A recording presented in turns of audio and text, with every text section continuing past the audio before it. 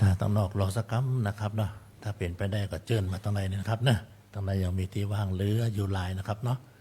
ที่นั่ง VIP ก็ยังเหลืออยู่นะครับเจิญนะครับ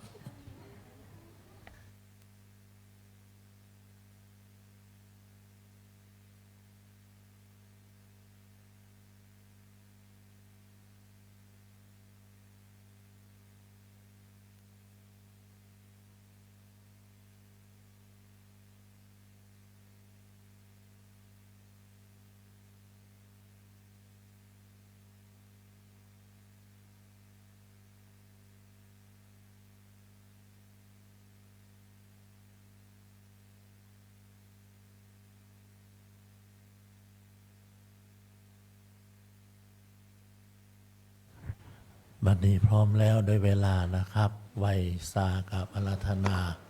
องค์เทศองค์แสดงธรรมท่านอาจารย์พระมหาธีรชัยทัตตศิริประเรียนธรรมเก้าประโยคขึ้นสู่ธรรมาสแก้วเพื่อที่จะได้แสดงพระธรรมเทศนาเทศให้ศรัทธาสาธุชนได้รับฟังในโอกาสต่อไปครับสมาธิเจ้าค่ะมาขวายไหวหนังเดี๋ยวนี้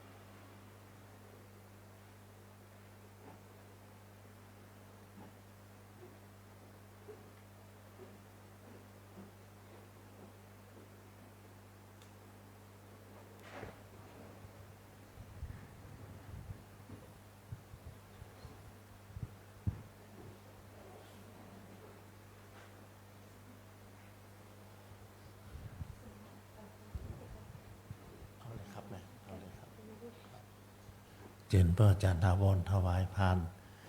เบญจศิลป์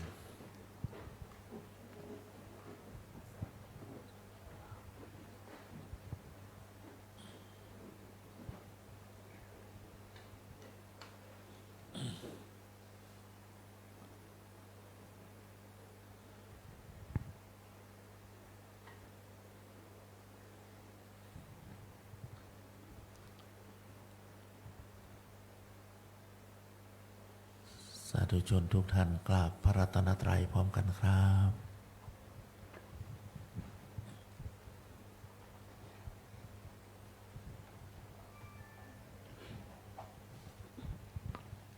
อิมินา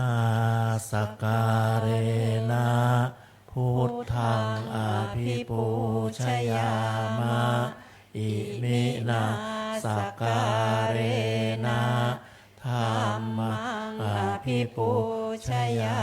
มะอิมินาสการเรนะสังฆังอภิปูชยามะอะระหังสัมมาสัมพุทโธภะคะวาพุทธังภะคะวันตังอภิวาเทมิสวากขาโตภะคะวะตาธัมโมธัมมังนะมัสสามิสุปฏิปันโนภะคะวะโตสาวกสังโฆสังฆังนามามิมายังพันเตวิสุงวิสุงรักขณทายะติสรเนนะสหปัญจศีลานิยาจามะทุติยัมปิมายังพันเต วิสุงวิสุงรักขณทายะติสรณเนนะสหอัฏฐศีลานิยาจามะตติยัมปิมายังพันเตวิสุงวิสุงรักขณทายะติสรณเนนะสหอัฏฐศีลานิยาจามะนะโมตัสสะภะคะวะโตอะระหะโตสัมมาสัมพุทธัสสะนะโมตัสสะภะคะวะโตอะระหะโตสัมมาสัมพุทธัสสะนะโมตัสสะภะคะวะโตอะระหะโตสัมมาสัมพุทธัสสะนะโมตัสสะภะคะวะโตอะระหะโตสัมมาสัมพุทธัสสะนะโมตัสสะภะคะวะโตอะระหะโตสัมมาสัมพุทธัสสะนะโมตัสสะภะคะวะโตอะระหะโตสัมมาสัมพุทธัสสะพุทธังสรณังคัจฉามิพุทธังสรณังคัจฉามิธัมมังสรณังคัจฉามิธัมมังสรณังคัจฉามิสังฆังสรณังคัจฉามิสังฆังสรณังคัจฉามิทุติยัมปิพุทธังสรณังคัจฉามิทุติยัมปิพุทธังสรณังคัจฉามิทุติยัมปิธัมมังสรณังคัจฉามิทุติยัมปิธัมมังสรณังคัจฉามิทุติยัมปิสังฆังสรณังคัจฉามิทุติยัมปิสังฆังสรณังคัจฉามิตติยัมปิพุทธังสรณังคัจฉามิตติยัมปิพุทธังสรณังคัจฉามิตติยัมปิธัมมัง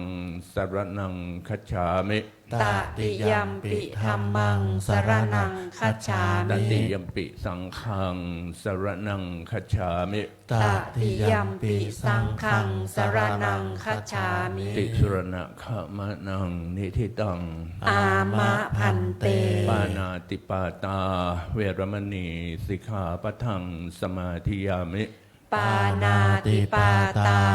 เวระมณีสิกขาปะทังสมาธิยามิอทินนาทานาเวรมณีสิกขาปะทังสมาธิยามิอทินนาทานาเวระมณีสิกขาปะทังสมาธิยามิกาเมสุมิจฉาจาราเวรมณีสิกขาปะทังสมาธิยามิกาเมสุมิจฉาจาราเวระมณีสิกขาปะทังสมาธิยามิอพรหมจริยาเวรมณีสิกขาปะทังสมาธิยามิอพรหมจริยาเวระมณีสิกขาปะทังสัมมาธิยามิมุสาวาทาเวรมณีสิกขาปะทังสมาธิยามิมุสาวาทาเวระมณีสิกขาปะทังสัมมาธิยามิสุราเมรยะมัชฌัปปมาทฐานาเวรมณีสิกขาปะทังสมาธิยามิสุราเมรยะมัชฌัปปมาทฐานาเวระมณีสิกขาปะทังสัมมาธิยามิวิกาลโภชนาเวรมณีสิกขาปะทังสมาธิยามิวิการะโภชนาเวระมณีสิกขาปะทังสัมมาธิยามินัจจคีตะวาทิตะวิสุกทัสสนะมาลาคันทะวิเลปนะธารณะบันดนะวิภูสนัฏฐานาเวรมณีสิกขาปะทังสมาธิยามินัจจคีตะวาทิตะวิสุกทัสสนะมาลาคันทะวิเรปนะธารณะมันดนะวิภูสนัฏฐานาเวระมณีสิกขาปะทังสัมมาธิยามิอุจจาสยนะมหาสยนาเวรมณีสิกขาปะทังสมาธิยามิอุจจาสยนะมหาสยนา เวระมณีสิกขาปะทังสัมมาทิยา อิ มิ มานิปัญจจะอัฏฐจะสิกขาปทานิสีเลนะสุขติงยันติ สา สา ธุ ธุ สีเลนะโภคสัมปทา สาธุ สีเลนะนิพุติงยันติตัสมาสีลังวิโสทะเย อามะพันเต พลัมมาจะโลกาธิปติสหัมปติกัดอัญชลี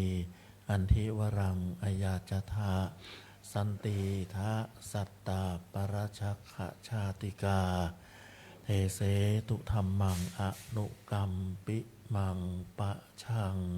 อาราธนังกโรมา นะโมตัสสะภะคะวะโตอะระหะโตสัมมาสัมพุทธัสสะนะโมตัสสะภะคะวะโตอะระหะโตสัมมาสัมพุทธัสสะนะโมตัสสะภะคะวะโตอะระหะโตสัมมาสัมพุทธัสสะจรถะภิกขเวจาริกัง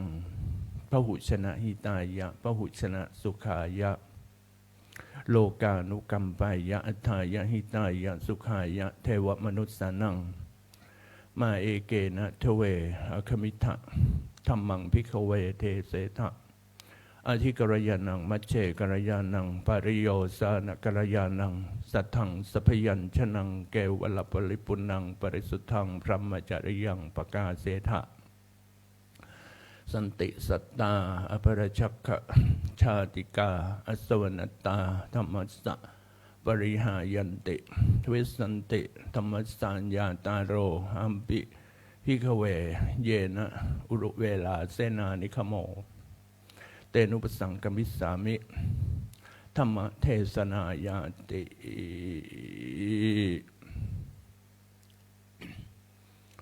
ขอความนอบน้อมของข้าพเจ้าจงมีเกิดมีแก่พระรัตนตรัยจงเกิดมีแก่องค์สมเด็จพระสัมมาสัมพุทธเจ้าพระองค์นั้นจงเกิดมีแก่พระธรรมคำสั่งสอนขององค์สมเด็จพระสัมมาสัมพุทธเจ้าพระองค์นั้นจงมีแด่พระสงฆ์ทั้งอริยสงฆ์สมุติสงฆ์อริยสงฆ์ก็ประกอบไปด้วยพระอัญญาโกณัญญะพระวัปปะพระพัทธิยะพระมหานามะและพระสัชชิผู้ที่ได้เคยศึกษาเราเรียนหลักธรรมคำสอนขององค์สมเด็จพระสัมมาสัมพุทธเจ้ารู้แจ้งเห็นจริงแล้วก็ได้นำหลักธรรมคำสอนมาประกาศเผยแผ่ตั้งแต่ครั้งที่องค์สมเด็จพระสัมมาสัมพุทธเจ้ายังทรงดำรงพระชนชีพอยู่ตกมาจนถึงเราท่านทั้งหลายณปัจจุบันเรียกว่าอริยสงฆ์สมุติสงฆ์แก่นได้แก่ธรรมภาพพระมหาธีรชัยทัตตสิริก็บวชศึกษาเราเรียนหลักธรรมคำสอนขององค์สมเด็จพระสัมมาสัมพุทธเจ้ารู้เข้าใจบ้างนิดหน่อยแล้วพอเข้าใจก็ได้นำหลักธรรมคำสอนมาแสดงแก่พุทธบริษัทสี่ท่านทั้งหลายในวันนี้ก็เรียกว่าสมมุติสงฆ์ขอถวายทำความเคารพพระเดชพระคุณพระอาจารย์เจ้าคุณพระภาวนาธรรมาภิรัตน์เจ้าอาวาสวัดลำเปิงตโปธารามเจ้าสำนักปฏิบัติธรรมประจำจังหวัดเชียงใหม่แห่งที่2เจ้าคณะอำเภอเมืองจังหวัดเชียงใหม่ที่เคารพอย่างสูงยิ่งเขาเกิดคณะสงฆ์พระเถรานุเถระครูบาอาจารย์จนถึงพระสงฆ์องค์เนรทุกรูปท่านขออวยพรขอความสุขความเจริญความมีสุขภาพแข็งแรงจงเกิดมีแก่พุทธบริษัทสี่แม่ชีโยคีพุทธศาสนิกชนท่านนักปฏิบัติธรรมทั้งหลายทุกท่านทุกคนที่ได้รู้ว่าวันนี้ก็เป็นวันธรรมสวนะเป็นวันฟังธรรมแม้จะเป็นแรม8 ค่ำทางบรรดาพุทธบริษัทสี่ประกอบไปด้วยภิกษุภิกษุณีอุบาสกอุบาสิกาก็ได้มีความศรัทธาไม่ย่อหย่อนเราเตรียมจตุปัจจัยทายธรรมแต่เช้าเพื่อสืบทอดอายุพระพุทธศาสนาทำบุญใส่บาตรบำเพ็ญศีลรักษาศีลปลุกสร้างสติปัญญาด้วยการเจริญภาวนาอันจะเป็นเหตุเป็นผลให้ได้รับสมบัติ3 ประการคือ เกิดในตระกูลดีนะเพียบพร้อมไปด้วยพวกกทรัพย์มีบุคลิกลักษณะที่ดีงามมีสุขภาพที่ดีแข็งแรงเรียกว่ามนุษย์สมบัตินะเกิดเป็นเทพเทวดาได้เสวยสุขอันเป็นทิพย์ได้รักษาเทวธรรมนี่เรียกว่าสวรรค์สมบัติปลูกสร้างสติปัญญาด้วยการเจริญภาวนาที่สุดคือพระนิพพานเรียกว่านิพพานสมบัติดังพุทธสุภาษิตเป็นธรรมโอวาทที่องค์สมเด็จพระสัมมาสัมพุทธเจ้าได้ตรัสสั่งพระอรหันต์60 องค์ผู้ที่ได้อุสมบทในพระพุทธศาสนา60 องค์แรกเพื่อที่จะได้ออกประกาศพระศาสนาตั้งต้นแต่องค์สมเด็จพระสัมมาสัมพุทธเจ้าตรัสรู้อนุตตรสัมมาสัมโพธิญาณเป็นพระพุทธเจ้าได้5 เดือนพอดีก็ออกประกาศในทั่วชมพูทวีปพระพุทธศาสนาก็ประดิษฐานอยู่ในชมพูทวีปได้1,000 กว่าปีแล้วก็มีการเผยแพร่หลายออกมาจนถึงเราท่านทั้งหลายณปัจจุบันที่ว่า60 องค์ก็คือปัญจวัคคีย์ทั้ง5พยศพร้อมเพื่อนอีก55 องค์ซึ่งเป็นพระอรหันต์ทั้งหมดได้รับการอุปสมบทจากองค์สมเด็จพระสัมมาสัมพุทธเจ้าด้วยภิกขุสัมปทาก็ได้ฟังพระธรรมเทศนาจากพระองค์แล้วก็ได้บรรลุเป็นพระอรหันต์ทุกองค์ย้อนไปตั้งต้นแต่องค์สมเด็จพระสัมมาสัมพุทธเจ้าตรัสรู้อนุตตรสัมมาสัมโพธิญาณย้อนไป4 อสงไขย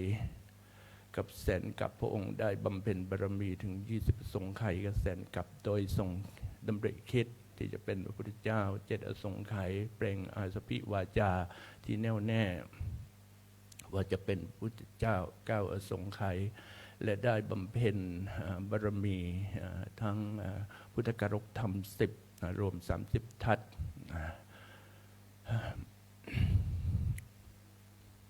และได้สั่งสมบารมีตั้งต้นแต่องค์สมเด็จพระสัมมาสัมพุทธเจ้าได้เสวยพระชาติเป็นพระโพธิสัตว์เป็นพราหมณ์นามว่าสุเมธก็ในนครหนึ่งที่พระโพธิสัตว์ได้บำเพ็ญบารมีก็คือนครอมรวดีนะเป็นนครที่สวยงามน่ารื่นรมใจทุกวันจะได้ยินเสียงประกาศ10 ประการคือประกาศให้มานำเอาข้าวเอาน้ำเสียงช้างเสียงม้าเสียงการประโคมแห่ดนตรีเสียงกลองเสียงการเป่าสังเสียงประกาศให้มานำเอาของเคี้ยวของดื่มในพระนครก็ประดับประดาไปด้วยรัตน7 ประการคับคั่งไปด้วยหมู่มหาชนมากมาย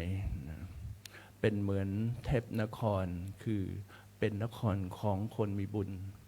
ทั้งหลายในยุคนั้นในการครั้งนั้นพระโพธิสัตว์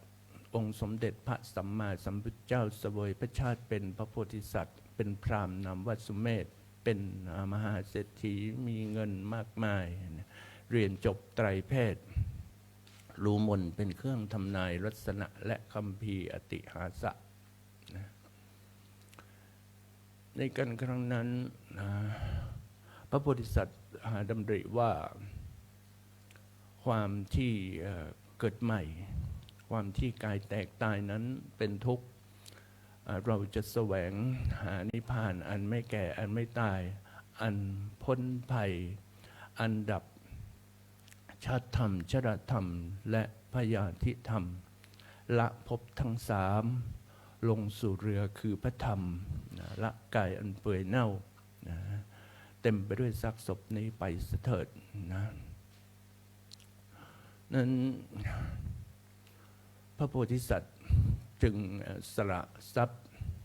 บริจาคทรัพย์แก่คนอนาถาไม่มีที่พึ่ง แล้วก็เข้าไปยังเขาหิมวัน สร้างอาสมศาลางดงามอยู่ที่เขาธรรมิกะบรรพตใกล้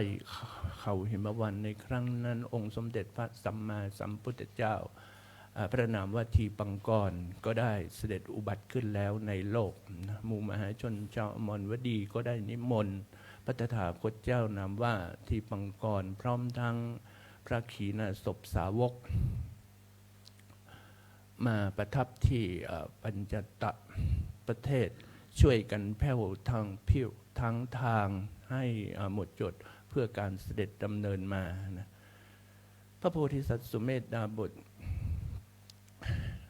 จึงได้ออกจากอาสมศาลาหลังได้บำเพ็ญบารมีด้วยการนั่งสมาธิเดินจงกรม7 วันท่านก็ได้บรรลุอภิญญาและพระเหาะขึ้นไปในอากาศเห็นหมู่มหาชนสมนัสยินดีรื่นเริงดีใจช่วยกันแผ่วทางอยู่จึงเกิดความสงสัยจึงได้เหาะลงมาถามก็รู้ว่าพระตถาคตเจ้าพระนามว่าทีปังกรพร้อมทั้งพระขีณาสพสาวกจะเสด็จดำเนินมาทางนี้นะดังนั้นพระบริษัทจึงได้ขอโอกาสเพื่อจะแผ่วทางเพื่อการเสด็จดำเนินมานะแผ่วทางยังไม่ทันเสร็จองค์สมเด็จพระสัมมาสัมพุทธเจ้าพร้อมทั้งอาสาวกก็เสด็จดำเนินมาถึงพระโพธิสัตว์จึงสยายผมนำผ้าคากรองแบบฤาษีนะเป็นหนังสัตว์นะปูลงพื้นเปลือกขี้ตมนะก็นอนคว่ำลงนะดำริว่าขอพระพุทธเจ้าพร้อมสาวกจงเหยียบหลังเราดำเนินไปนะอย่าได้เหยียบบนพื้นเปลือกขี้ตมเลยพระฤาษีทรงดำริว่าเรามิได้มีความปรารถนาว่าเราจะพระพุทธเจ้าจะเผากิเลสเราเสียให้เหือดแห้งนะประโยชน์อะไรแก่เราด้วยการบรรลุธรรมแทงตลอดธรรมในที่นี้นะเราจะบรรลุพระสัพพัญญุตญาณพ้นแล้วจะนำมนุษย์และเทพดาทั้งหลายข้ามพ้นไปด้วยองค์สมเด็จพระสัมมาสัมพุทธเจ้าพระนามว่าทีปังกรยืนอยู่เหนือเสียรของพระโพธิสัตว์นะทรงพยากรณ์ดำรัสว่าดาบทผู้นี้เป็นผู้มีตบะมีความเพียรเผากิเลสอย่างยิ่งนะท่านจะได้เป็นพระพุทธเจ้าในกัปอันประมาณไม่ได้แต่กัปนี้พระตถาคตเจ้าพระองค์นั้นจะเสด็จดำเนินออกจากกรุงกบิลพัสดุอันน่ารื่นรมนะไปบำเพ็ญทุกขกิริยานะแล้วจะเสด็จดำเนินไปยังต้นอชปรนิโคตคือต้นไทรนะรับข้าวมัทุปายาตแล้วก็เสด็จไปยังฝั่งแม่น้ำเนรัญชราเสวยข้าวมัทุปายาตแล้วก็เดินดำเนินไปที่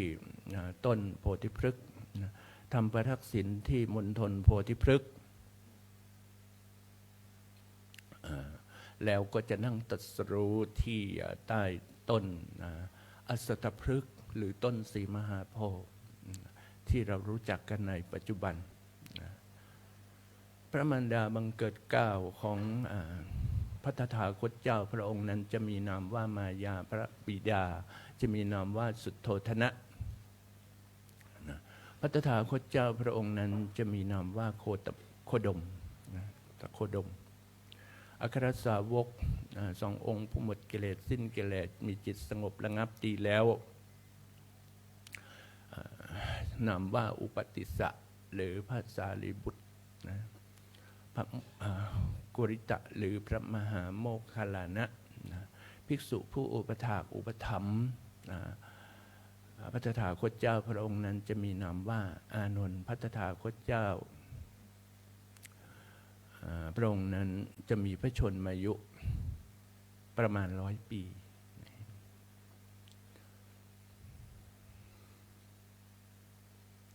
ตอนนั้นพระองค์ทรงพระโพธิสัตว์ลุกขึ้นเข้าสมาธิก็ดำริว่าในเราเป็นผู้มีความเชี่ยวชาญใน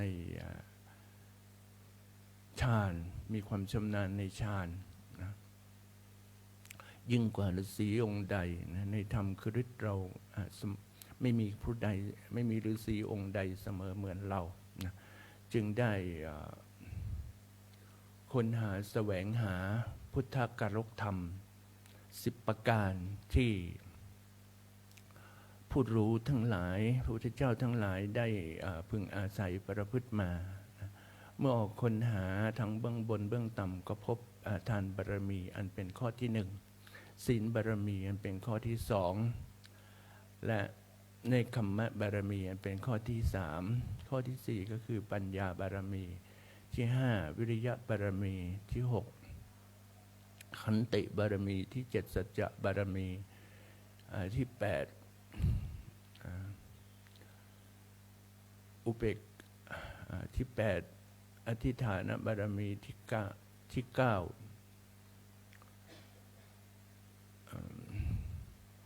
เมตตาบารมีนะในที่10อุเบกขาบารมีพุทธกรกธรรม10ประการนี้เป็นธรรมบ่มเครื่องโพธิญาณให้ได้ตรัสรู้เป็นพระพุทธเจ้ามีอยู่ในโลกเพียงเท่านี้ยิ่งกว่านี้ก็ไม่มีอีกแล้วก็ท่านจงบำเพ็ญมันบำเพ็ญพุทธกรกธรรมนี้ไปเถิดนะเมื่อได้เปล่งวาจาเช่นนี้แล้วแผ่นดินเมธนิดลก็สะเทือนหวั่นไหวคือแผ่นดินไหวนะพระบริษัทอันหมู่ทวยเทพชื่นชมยินดีก็สมทานพุทธกรกธรรม10ประการเมื่อจะบำเพ็ญพุทธกรกธรรม10ประการให้บริบูรณ์จึงได้เสด็จดำเนินเข้าป่าไปแล้วอย่างนั้นองค์สมเด็จพระสัมมาสัมพุทธเจ้าก็เสวยพระชาติเป็นพระโพธิสัตว์อีกหลายสิบพระชาติโดยได้บำเพ็ญบารมีพุทธกรกธรรม10ประการนี้และเพื่อที่จะตรัสรู้เป็นพระพุทธเจ้าก็ได้บำเพ็ญเป็นบารมี30ทัศลายภพชาติของพระโพธิสัตว์เป็นต้นว่าเป็นพระศิวราชก็บำเพ็ญทานบารมี30ทัศหมายถึงบารมีที่ปกติก็บารมี10ทัศอุปปารมี10และปรมัตถบารมีอุปปารมีนี้สามารถบริจาคแม้กระทั่งเลือดเนื้อเชื้อไขอวัยวะของตนปรมัตถบารมีก็สามารถที่จะแม้ชีวิตของโพธิสัตว์เองก็สามารถบริจาคทานได้ในชาติที่เป็นพระเจ้าศิวิราชก็ได้บำเพ็ญทานบารมีพระเวสสันดร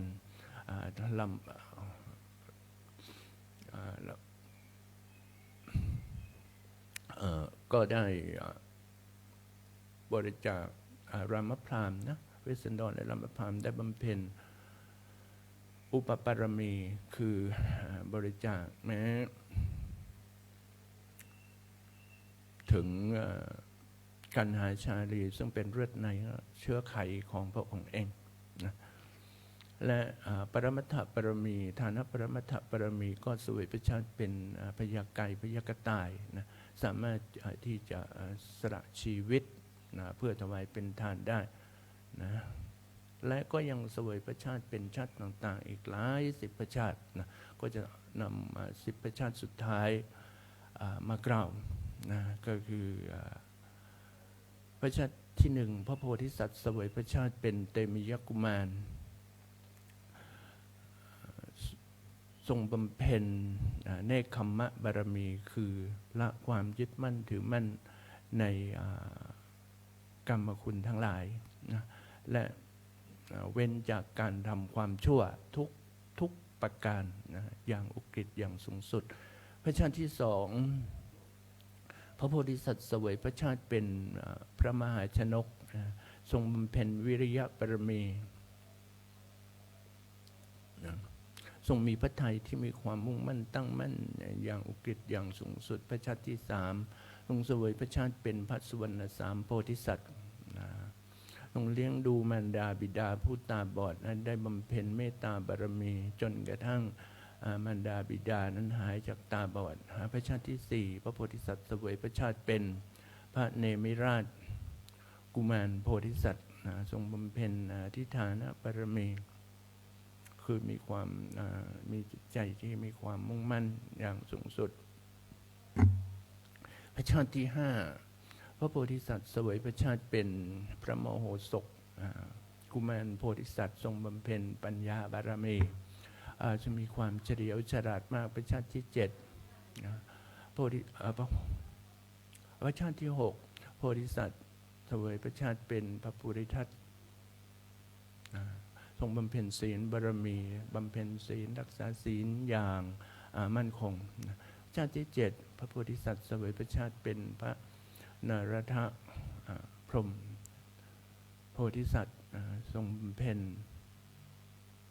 อุเบกขาบารมีพระชาติที่แปดเสวยพระชาติเป็นพระจันทกุมารโพธิสัตว์ทรงบำเพ็ญขันติบารมีมีความอดทนอดกั้นอย่างสูงสุดและพระชาติสุดท้ายคือพระชาติที่10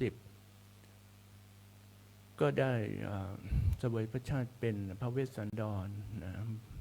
ทรงบำเพ็ญทานะอุปปารมีบริจาคทุกอย่างนะแม้แต่กัณหาชารีผู้ที่เป็นโอรสและพระธิดาก็บริจาคให้แก่ชูชกไปนะก็เคลื่อนจากพระเวสสันดรแล้ว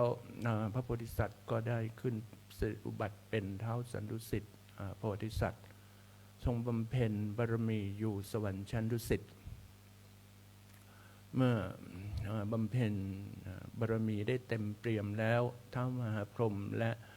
เทพดาทั้งหลายในชั้นจาตุมดาวดึงยามาจนถึงปรนิมมิตวิสวัสวัสดีนะ6 ชั้นนั้นก็มา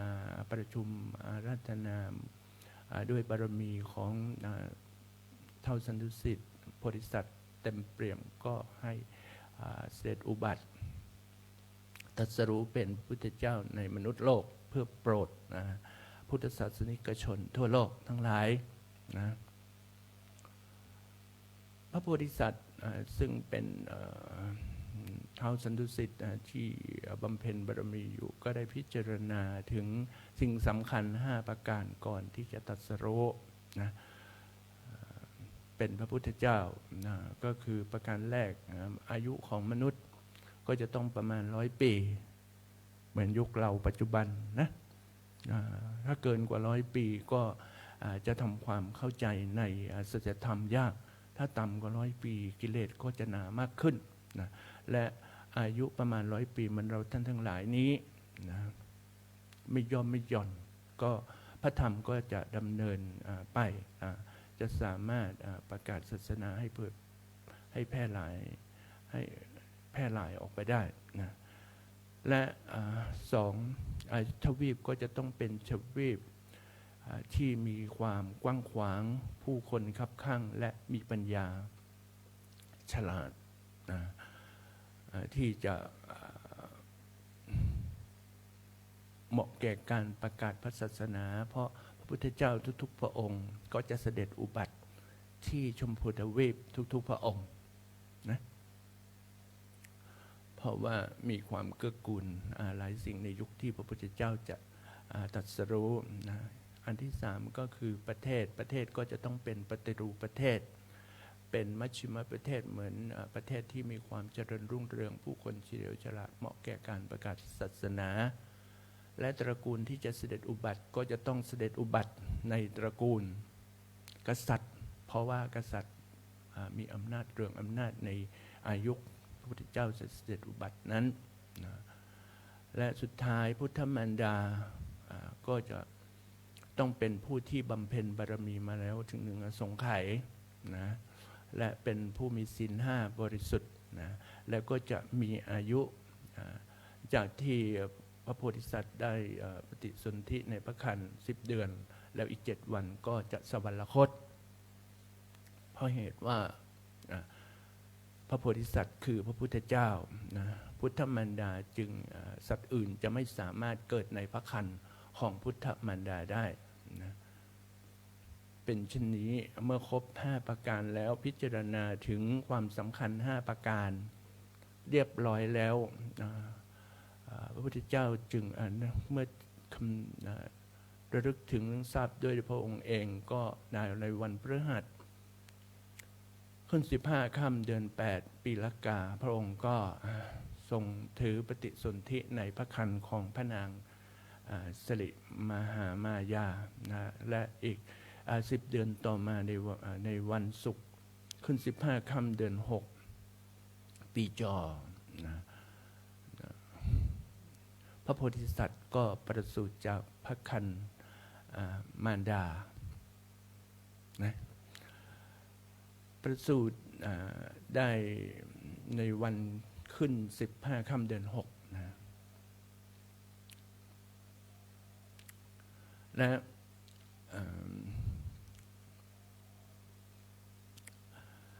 5 วันนะประสูติได้5 วันพระเจ้าสุโธทนะซึ่งเป็นพระบิดาก็ได้เชิญพราหมณ์108 คนนะมาทำนายพระลักษณะตั้งฉายานามว่าเจ้าชายสิทธัตถะนะก็หมายถึงผู้ที่จะทำอะไรก็จะประสบความสำเร็จทุกอย่างนะและ7 วันพุทธมารดาก็สวรรคตขึ้นไปบัดขึ้นเป็นพุทธมารดาที่สวรรค์ชั้นดุสิตนะเมื่อพระพุทธเจ้าประสูติได้มีพระชนมายุได้16 ปีก็ได้อภิเษกสมรสกับพระนางยโสธราหรือพระนางพิมพาเมื่อพระชนได้29 พรรษาก็ทรงเสด็จแสวงหาโมกขธรรมเสด็จออกพิเนศกรมนะบำเพ็ญอยู่6 ปีก็ได้ตรัสรู้อนุตตรสัมมาสัมโพธิญาณเป็นพระพุทธเจ้าในวันพุธขึ้น15 ค่ำเดือน 6 ปีละกาเช่นเดียวกันนะตัวอย่างนั้นอีก2 เดือนนะ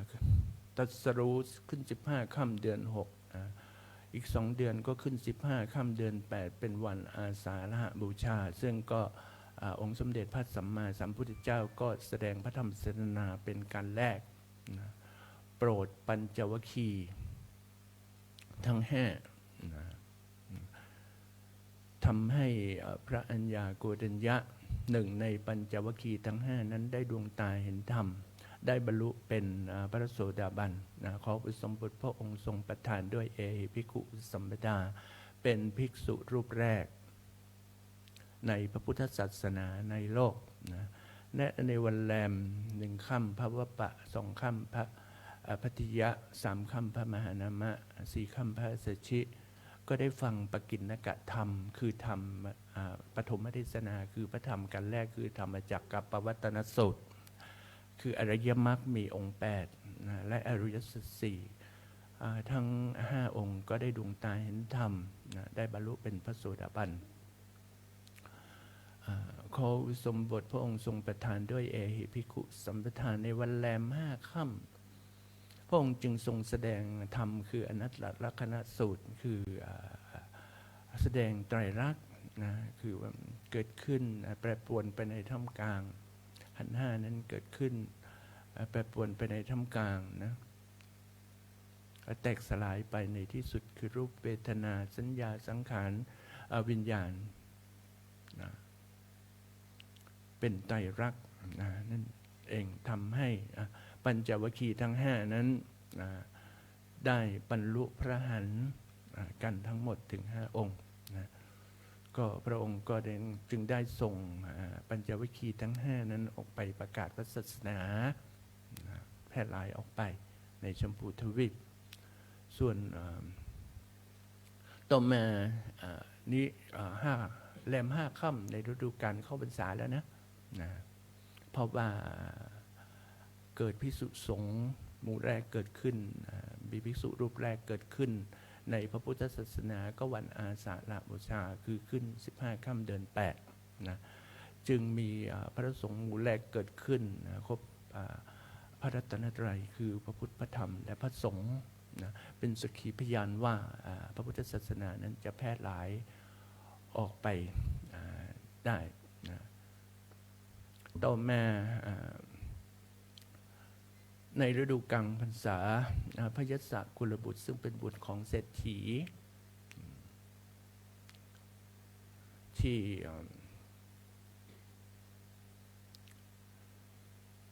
ชาวเมืองพาราณสีและกับนางสุชาดาผู้ที่ได้เคยถวายข้าวมัทุปายาตให้แก่พระพุทธเจ้าก่อนตรัสรู้นะ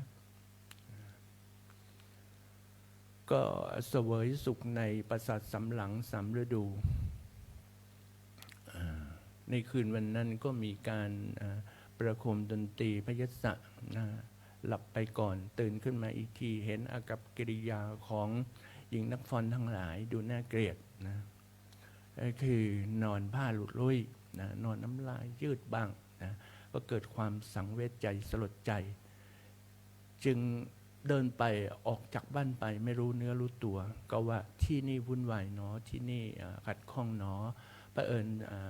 บุญท่านจะได้อุปสมบทเป็นพระอรหันต์นะก็เดินไปทางพุทธเจ้าพอดีนะพระเจ้าก็ทรงทราบก็จึงตรัสเรียกพระยศเข้ามาว่าที่นี่ไม่วุ่นวายเนาะที่นี่ไม่ขัดข้องเนาะท่านจงมาตรงนี้เถิดนะก็ทรงแสดงธรรมอนุบุพพิกถาท่านก็ท้าสักขะกถาเช่นนี้เป็นต้นนะก็สินคาถาสักขะกถานะกามาทินวคาถาแล้วก็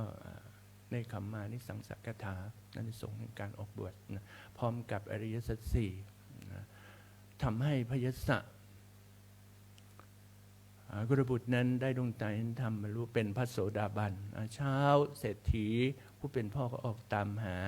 นะพระยศไปพบพระพุทธเจ้าพระพุทธเจ้าแสดงธรรมอนุบุพพิกถาและอริยสัจสี่นะพระยศก็ประทับนั่งอยู่นั่นนะก็ได้ฟังธรรมนั้นซ้ำอีกก็ได้บรรลุเป็นพระอรหันต์ในขณะที่ยังเป็นเพศคฤหัสถ์อยู่ต่อมานางสุชาดาซึ่งเป็นแม่ของพระยศและภรรยาเก่าของพระยศนั้นนะก็มาพบพระพุทธเจ้าพระเจ้าแสดงธรรมนะก็ได้ดวงตาเห็นธรรมบรรลุเป็นพระโสดาบันนะก็ขอเป็นอุบาสิกาพร้อมกับเศรษฐีนั้นเป็นอุบาสกตลอดชีวิตในต่อมาก็มีเพื่อนพระยศซึ่งเป็นบุตรเศรษฐีเหมือนกัน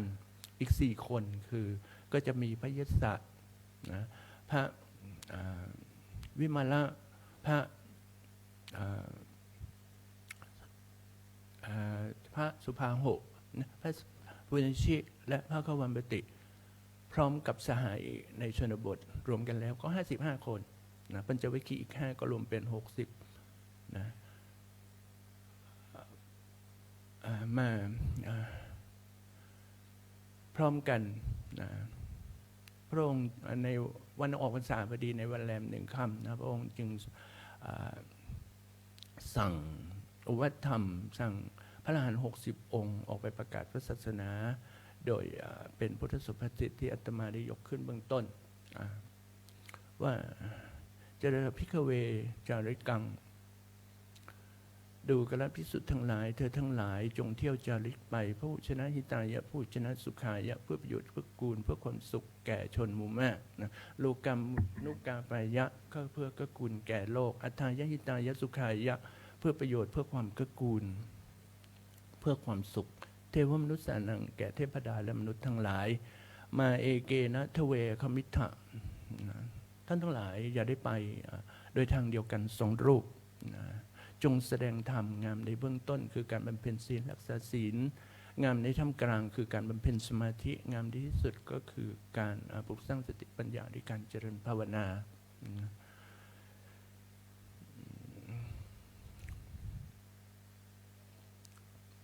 สันติสัตตาสัตว์ทั้งหลายอภิรัชกชาติกานะผู้มีทุรีคือกิเลสออกบอกวางในตาสันติก็ยังมีอยู่นะอัศวรตาธรรมสะการไม่ฟังธรรมก็จะทำให้จิตใจเสื่อมนะพระวิสันติธรรมสะอัญญาตาโรผู้รู้ถึงธรรมก็ยังมีอยู่นะอัมปิพิกเวดูและพิสูจน์แม้เราก็เยนะอุรุเวลาเสนานิคโมแต่นุปสังกมิสามิธรรมเทศนายะจะไปยังตำบลอุรุเวลาเสนานิคมเพื่อแสดงธรรมเหมือนกันนะไปถึงระหว่างทางนะก็ได้พบกับนะเมื่อพระอรหันต์60 องค์ออกไปประกาศศาสนาพระองค์ก็เสด็จไปยังตำบลอุรุเวลาเสนานิคมนะไปถึงระหว่างทางเจอพัทวคีนะ30 องค์นะก็ได้พาภรรยาของตนนะเที่ยวดูชมป่าชมนกชมไม้นะแต่น้องคนเล็กไม่มีเขาจึงจ้างโสภิณีมาโสภิณีนั้นเห็นข้าวของของ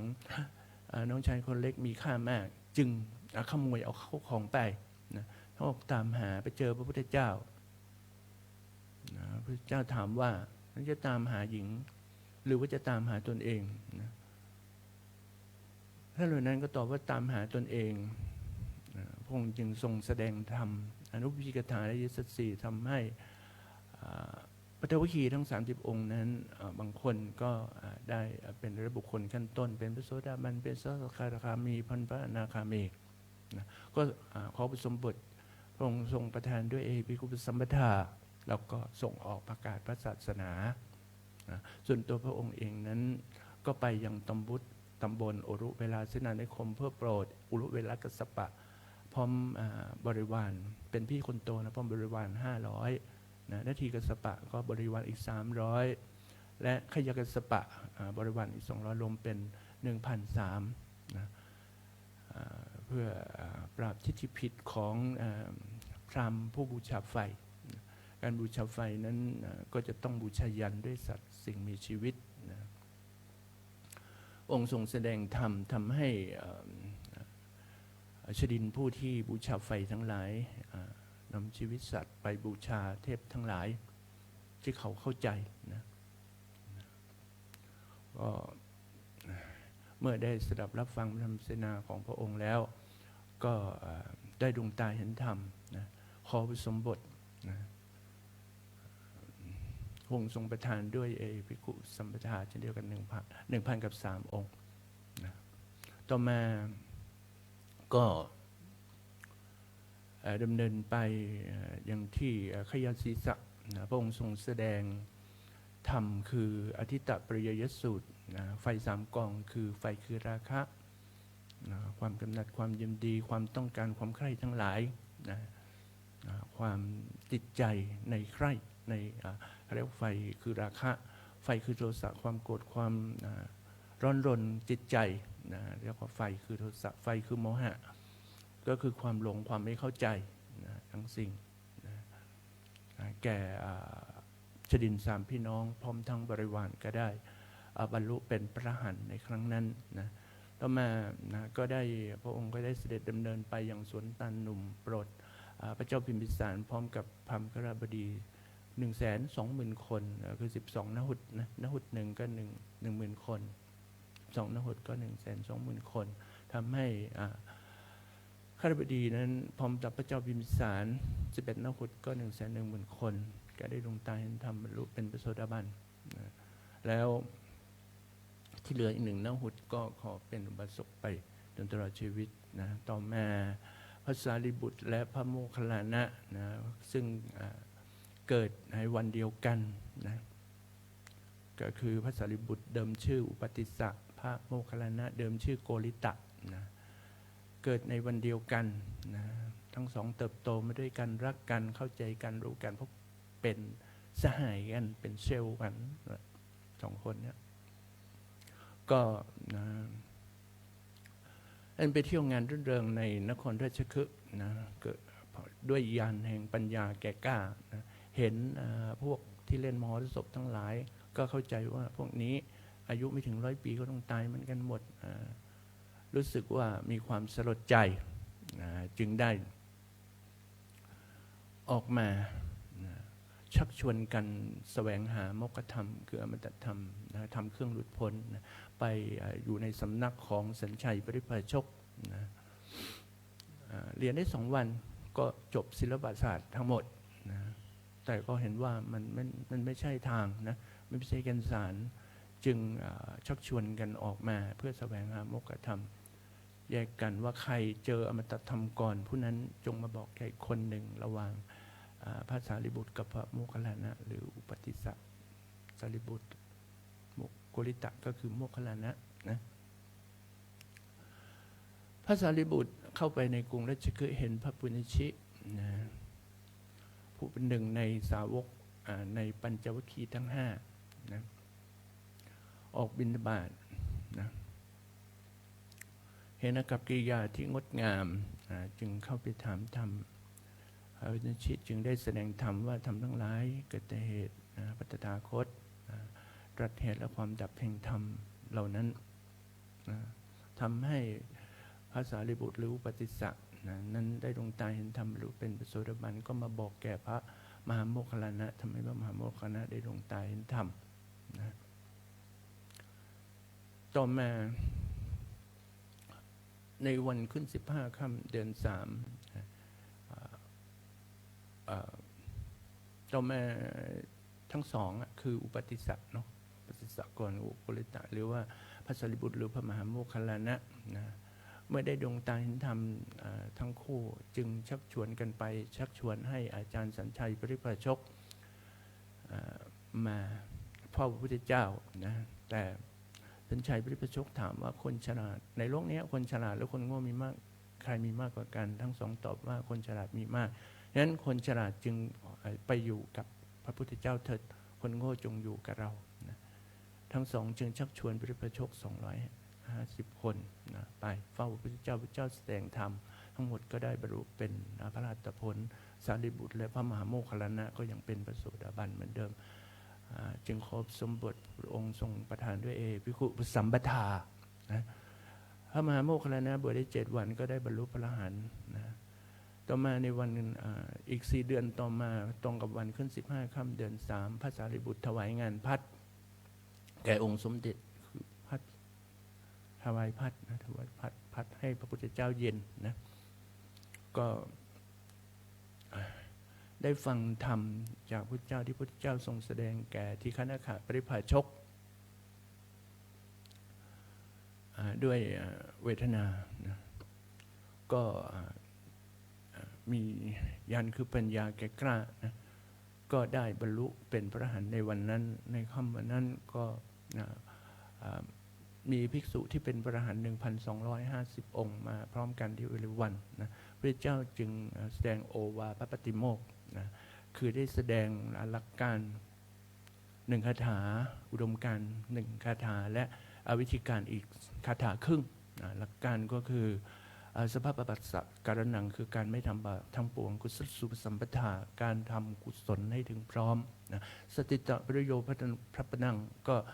การทำจิตของตนให้ขาวรอบให้ผ่องใสเอตังพุทธนาศาสนังนี่คือเป็นคำสอนของพระพุทธเจ้าเรียกว่าหลักการที่จะออกไปประกาศพระศาสนาอุดมการณ์ก็ทรงแสดงขันติปรมาตีติขา1 คาถานะความอดทนคือความอดกลั้นเป็นความเพียรเผากิเลสอย่างยิ่งนะนิพพานังปรมังวัฏันติพุทธาท่านผู้รู้พุทธเจ้าทั้งหลายกล่าวพระนิพพานว่าเป็นเยี่ยมนะในหิบพิชิตโตปรูปคาตีผู้ที่ฆ่าผู้อื่นทำร้ายผู้อื่นไม่ชื่อว่าเป็นบรรพชิตนะสมโนโหติปรุวิเหทยันโตผู้ทำร้ายเบียดเบียนคนอื่นนั้นก็ไม่ชื่อว่าเป็นสมณะนะอีก1 คาถานะและอีกคาถาครึ่งก็พระองค์ทรงแสดงเป็นวิธีการว่าอนุปวาโทการไม่พูดร้าย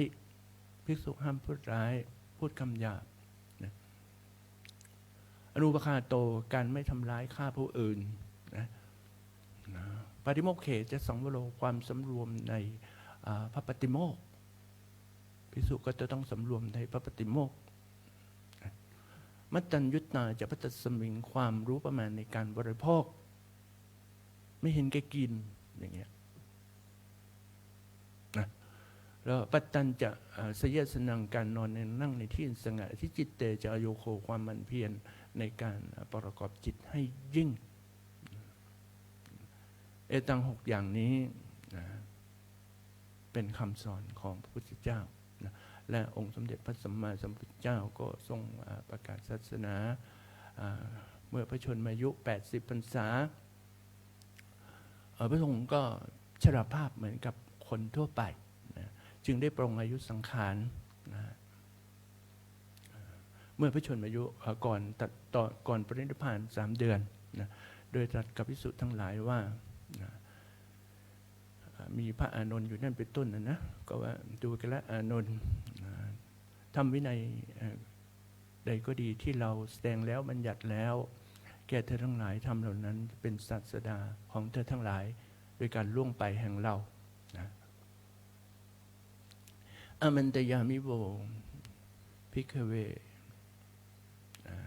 วิยธรรมาสังฆาราอัปปมาเทนะเทถะบัดนี้เราขอเตือนทั้งหลายว่าสังขารทั้งหลายมีความเสื่อมเป็นธรรมดาเธอทั้งหลายจงยังกิจของตนและท่านให้ถึงพร้อมด้วยความไม่ประมาทเถิดนะ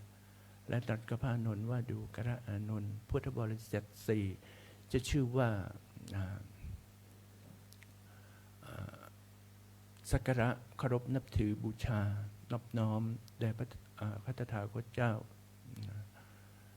โดยเครื่องสักการะมีประมาณเท่านี้ก็หาไม่ได้ผู้ใดแลจะเป็นภิกษุภิกษุณีอุบาสกอุบาสิกา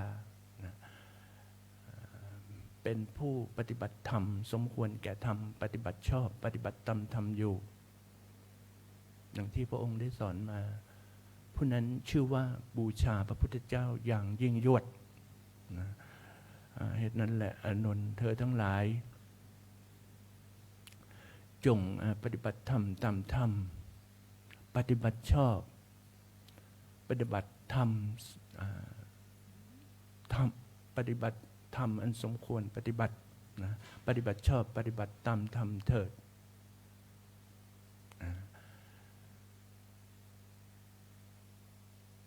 ในการ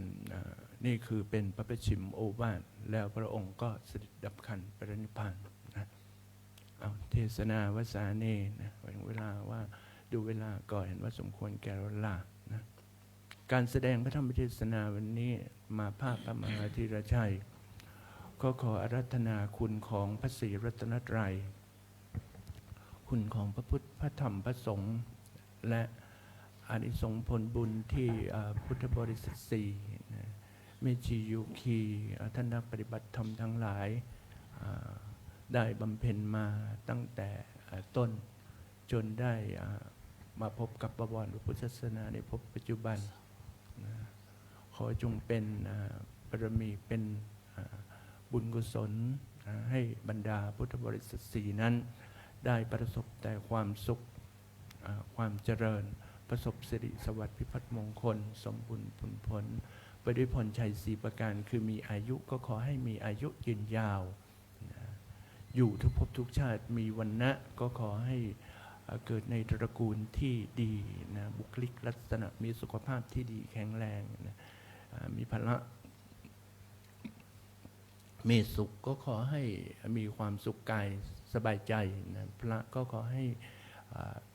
ปราศจากโรคภัยไข้เจ็บมีไหวพริบปฏิภาณเฉลียวฉลาดได้เกิดในภายใต้คำสอนขององค์สมเด็จพระสัมมาสัมพุทธเจ้าซึ่งเป็นสัมมาทิฏฐินะมีความเห็นที่ถูกต้ององค์พระรัตนตรัยคือถึงพระพุทธพระธรรมพระสงฆ์เป็นสาที่พึ่งที่สุดนะก็ให้ถึงพระนิพพานเหมือนกันทุกท่านทุกคนเทินการแสดงพระธรรมเทศนามาภาพพระมหาฤทัยก็ขอสมมุติยุติลงไว้แต่เพียงเท่านี้เอวังก็มีด้วยประการราชนี้อันธรรมยังสาธุกลังกโร มะเส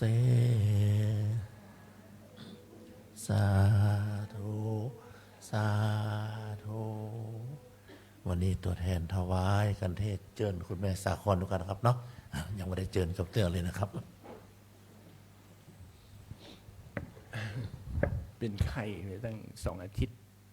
ไม่ได้ออกมา มันดื้อยาไปแล้วไข้เนี่ย เป็นตั้ง2 อาทิตย์ไปนี่ก็ลุกขึ้นไม่ได้อยู่แค่หาหมอ2-3 หมอนะครับบ้านส่งตัวเอง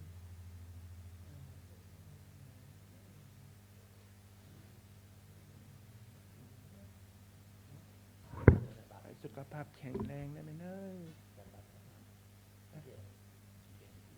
โอเคละ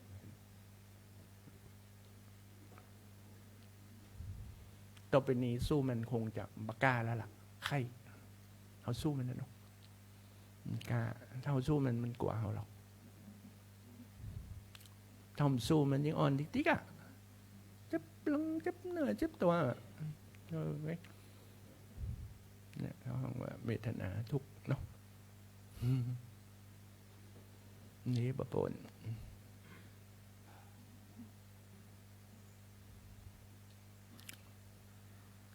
ก็ต้องสู้มันต่อไปเราสู้แล้วเริ่มต้นแล้วก็ต้องถึงที่สุดบอก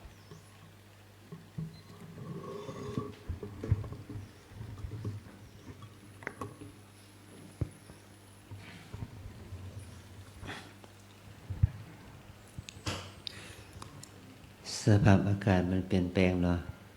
เข้าหน้าร้อนแล้วมันเย็นลงนะนี่คืออุตุมันบกให้สัพพยะนะอันนี้เหมือนกันฝนตกพองอากาศเย็นพอง แต่เราต้องปรับตัวปรับกาย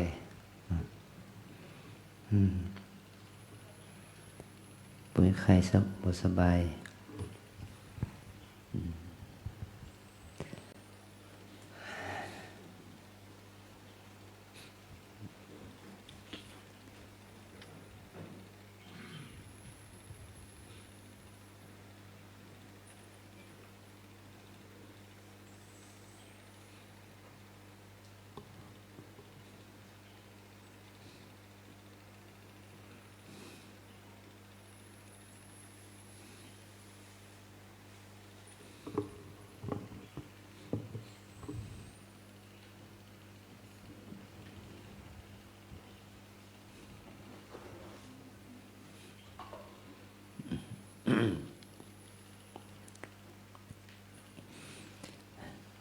เราจะมีโครง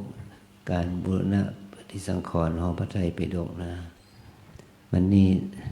ทางวัดเขาก็ได้ปีนกระเบื้องเนาะกระเบื้องหลังคาถ้าข้าศรัทธาเขาจะเป็นเจ้าภาพแผ่นละ20 บาทแผ่นละ20 บาท5 แผ่น100 บาทเขียนชื่อเสียงเรียงนามประเด็นไปเกิดที่แรกๆตรงที่ดังกระเบื้องเราจะเอาขึ้นไปมุงบนหลังคาพระในอุโบสถในหอพระไตรปิฎก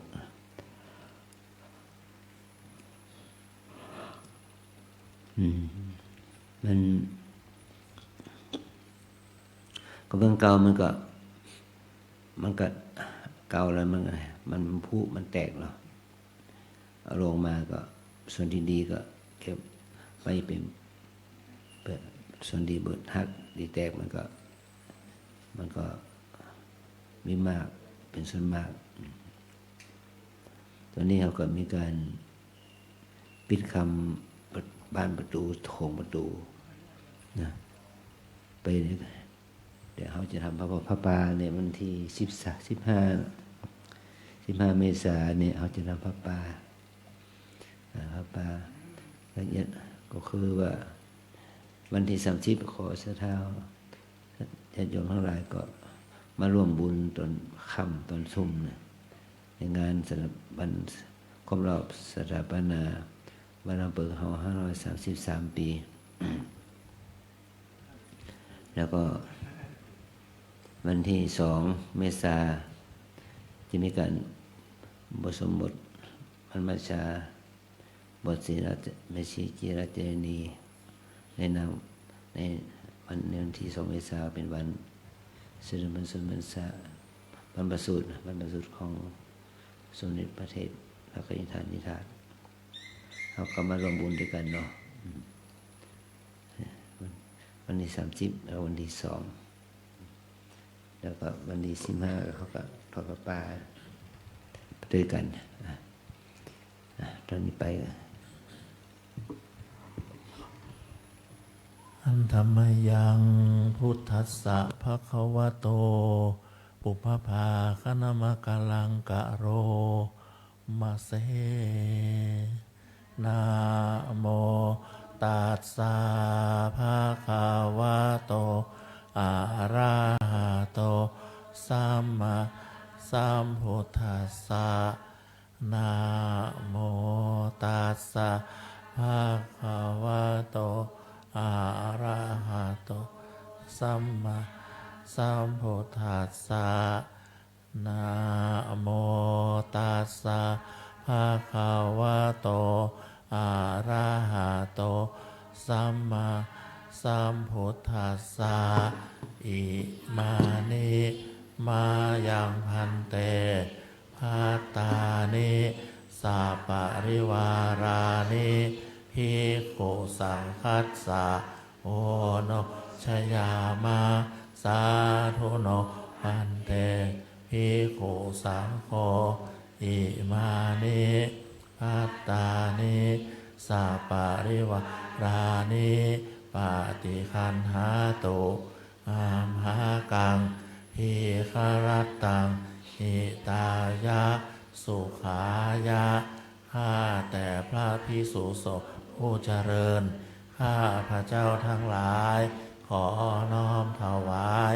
ภัตตาหารกับทางบริวารทั้งหลายเหล่านี้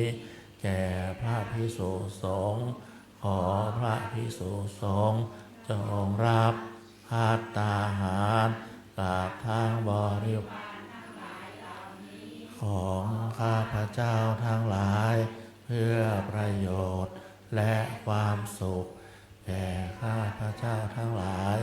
มีบิดามารดาเป็นต้นด้วยตลอดกาลนานเถิด สาธุเตรียมกรวดน้ำนะครับ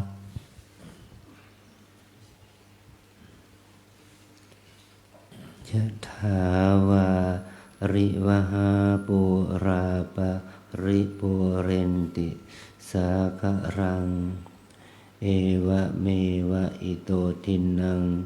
เปตานังอุปกัปปติอิชิตังปฏิตังทุมหังคิปะเมวะสมิจฉตุสพเพปุเรนตุสังกปาจันโทปนะระโสยถามณิโชติระโสยถาสัพพิติโยวิวัชชันตุสัพพะโรโควินาศตุมาเตภวัตวันตรายโยสุขิติขายุโกภวะอภิวาทนาสิริสานิจจังพุทธาปัจจายโนจันตารโอธรรมาวันตันติอายุวันโนสุขังภาลังอายุโทภละโททิโรวันนะโทปฏิภาณโทสุขาสังฆาตาเมธาวิสุขังโสอธิคาชติอายุงทัตตวา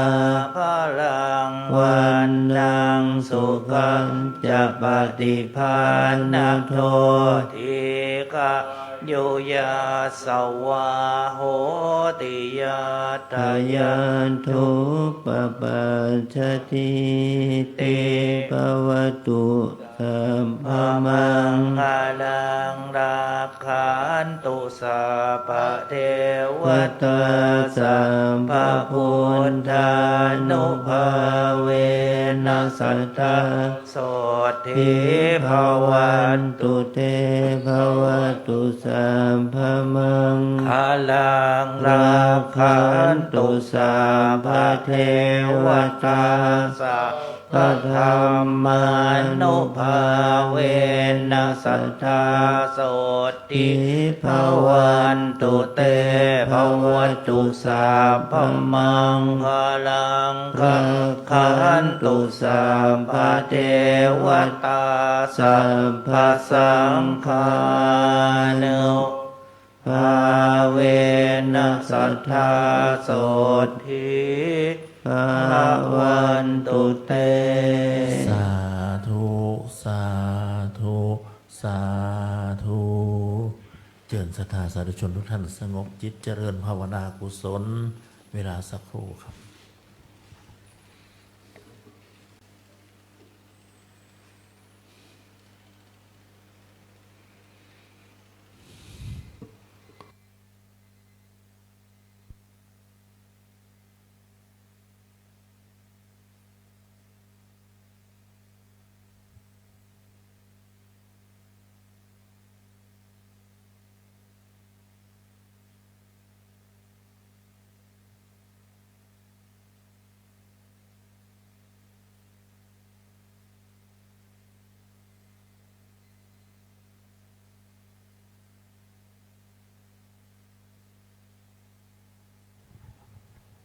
สมควรแก่เวลาแผ่เมตตาพร้อมกันอีตังตานาคัมมาเนพานาปัจจายโยโหตุโนนิจังอีตังศีลากัมมังเนพานาปัจจายโยโหตุโนนิจังอีตังภาวันกัมมังเนพานาปัจจายโหตุโนนิจังยังกินเจโกสะกัตตาพังกัมมังสัพเพหิอัมเหหิกาตังปุญญโนอานุโมทันโตโสนันโตพนโตเทวาอัสสามิฐานิอาทิคาตาทิคายุกะสะทาหุนตุสัพพสัตตาสุขีอิหารันตุมาตาปิตาสุหุนตุทุกขาปะมุจจันตุสัพเพยาตากาตาหุนตุทุกขาปะจันตุสัพเพยาตากาสุขิหุนตุทุกขามุจจันตุสัพเพปิสาสัพเพยาขาสัพสุขิตาโหนตัวทุกขาปะมุจจันตุสัพเพนักขัตตาสุขิตาโหนตัวทุกขามุจจันตุสัพเพเทวาสุขิตาตัวทุกขาปะจันตัวสัพพะจาริโยปัจจายสุขิตาโหนตัวทุกปะมุจจันตัวสัพพะสัมปติโยชามิจันตุโว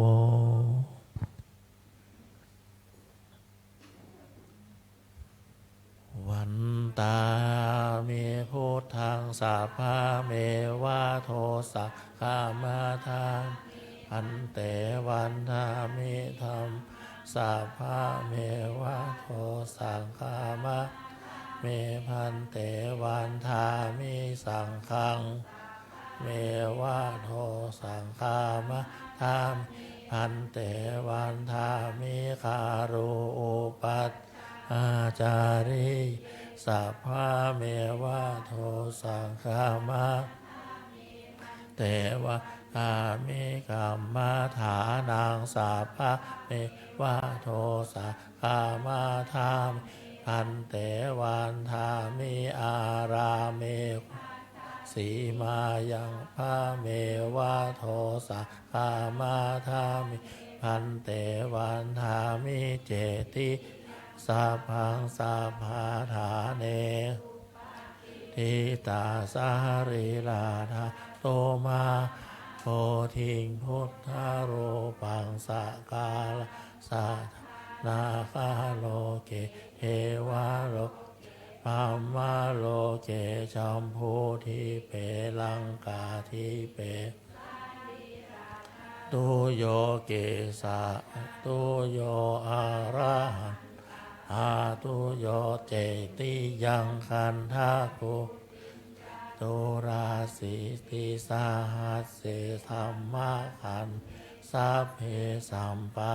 อาเจติยังมิสาภาโส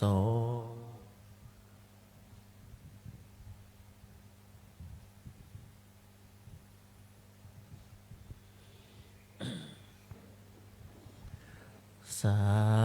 ธุวันตาเมพันเตสัพพังอาปะทางคามาธาเมพันเตมายากาตังปุญญาสามินาอนุโมทิตาภาสามินากาตังปุญญาไม่ห่างทาตาภาสาธุสาธุอนุโมทามิ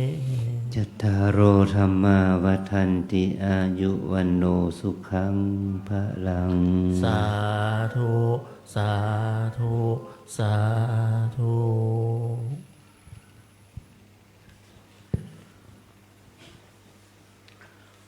นะโมตัสสะภะคะวะโตอะระหะโตสัมมาสัมพุทธัสสะนะโมตัสสะภะคะวะโตอะระหะโตสัมมาสัมพุทธัสสะนะโมตัสสะภะคะวะโตอะระหะโตสัมมาสัมพุทธัสสะยัคเคพันเตสังโฆชานาตุขอพระสงฆ์ทั้งปวงจงฟังคำของข้าพเจ้าบัดนี้ได้มีทายกทายิกาผู้มีจิตศรัทธาเลื่อมใสในพระพุทธศาสนาได้พร้อมจิตพร้อมใจน้อมนำมาซึ่งภัตตาหารขนมข้าวหวานพร้อมด้วยของที่เป็นบริวารทั้งหลายมาถวายเป็นสังฆทานแด่พระภิกษุสงฆ์อันว่าสังฆทานนี้ย่อมมีอานิสงส์อันยิ่งใหญ่สมเด็จพระพุทธองค์จะได้จำเพาะเจาะจงว่าเป็นของภิกษุรูปหนึ่งรูปใดก็หามิได้เพราะเป็นของที่ได้แก่สงฆ์ทั่วทั้งสังฆมณฑลสมเด็จพระพุทธองค์ตรัสว่าให้แจกกันตามบรรดาที่มาถึงฉะนั้นบัดนี้ข้าพเจ้าจะสมมุติตนเป็นผู้แจกของสงฆ์พระสงฆ์ทั้งปวงจะเห็นสมควรหรือไม่เห็นสมควรถ้าเห็นว่าไม่เป็นการสมควรแล้วซ้ายขอจงได้ทักท้วงขึ้นในท่ามกลางระหว่างสงฆ์อย่าได้เกรงใจหากเห็นว่าเป็นการสมควรแล้วก็จงเป็นผู้ที่นิ่งอยู่บัดนี้พระสงฆ์ทั้งปวงนิ่งอยู่ข้าพเจ้าจะรู้ได้ว่าเป็นการสมควรแล้วจะได้ทำการแจกของสงฆ์ต่อไปณการบัดนี้อะยังปัทมภาโคมหาเถรสะปาปุนาติส่วนที่หนึ่งย่อมตกถึงแก่พระมหาเถระผู้ใหญ่ที่อยู่เหนือข้าพเจ้าอวะเสสาภาคาอัมหากังปาปุนันติส่วนที่เหลือจากพระมหาเถระผู้ใหญ่แล้วย่อมตกถึงแก่ข้าพเจ้าทั้งหลายตามบรรดาที่มาถึงพร้อมกันทุกรูปไปจนถึงพระมัชชิมพานวากะและภิกษุณีเหลือจากนั้นให้ตกถึงแก่สมณเณรเหลือจากสมณเณรแล้วให้ตกถึงแก่แม่ชีโยคีอุบาสกอุบาสิกาผู้ที่ถือศีล8ศีล5กันไปตามลำดับชั้นลงไปส่วนที่เหลือจากนั้นให้ตกถึงแก่ผู้ที่มีส่วนเกี่ยวข้องและช่วยงานในวัดกันทุกคนทุกท่านเศษอาหารที่ทานเหลือหรือตกหล่นลงพื้นปฐพีแล้วบรรดาสรรพสัตว์ทั้งหลายสัตว์เล็กสัตว์น้อยนำไปกินกันเพื่อความอยู่รอดต่อไปโดยไม่เป็นโทษและไม่มีกรรมข้าพเจ้าแจกทานมาในครั้งนี้หากพระสงฆ์ทั้งปวงเห็นว่าถูกต้องตามพระวินัยแล้วก็จงให้ขันธสัญญาณสาธุการขึ้นพร้อมกันทุกรูปด้วยเทินสาธุหันทธานิมายังพันเตคัจฉามะพระหุกิจจามยังพระหุการณิยายัสสะธานิตุมเหกลังมัญญทาสาธุพันเตสาธุพันเตสาธุพันเต ชิญกราบพระสงฆ์พร้อมกันครับ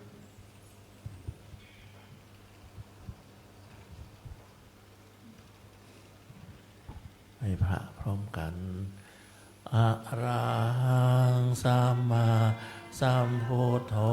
ภะคะวาพุทธังภะคะวันตังอะภิวาเทมิ สวากขาโตภะคะวะตาธัมโมธัมนามัสสามิสุปฏิปันโนภะคะวะโตสาวกสังโฆสังฆังนะมะ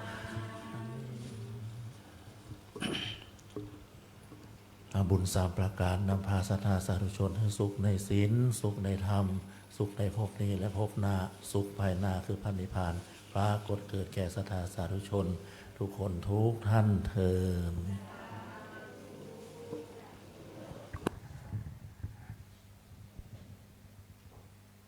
ท่านได้อธิษฐานเป็นพระพุทธเจ้าของไหนแต่กี้เดือธรรมบอกว่าถ้าจะเป็นพระพุทธเจ้าได้นะจะต้องลงไปนอนขี้เปอะสักจาดหนึ่งนะเพื่อให้พระพุทธเจ้าเสด็จผ่านบนหลังไป